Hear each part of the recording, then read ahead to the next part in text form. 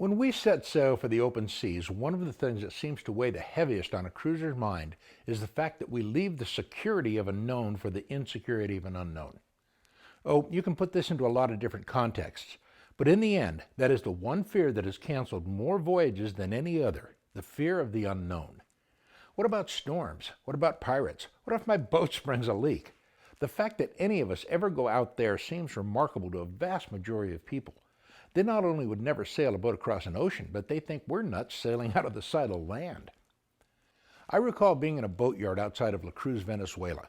The local boating community told us we shouldn't go into La Cruz.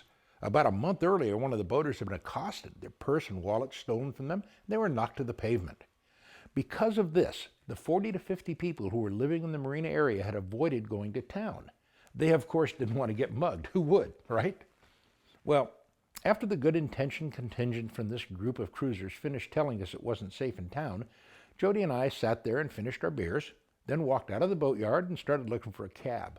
We couldn't wait to get to town. These people were remaining captives in their safe marina because one couple had been mugged over a month earlier.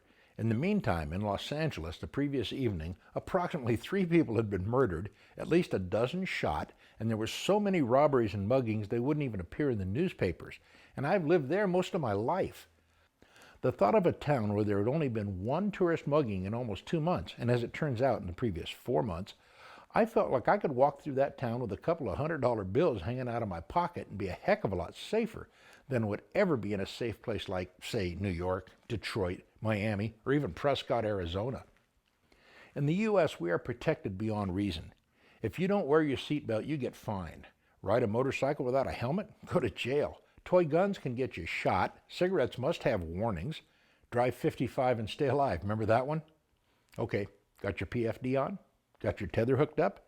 Don't leave the harbor. Water's pretty deep out there. Yeah, right.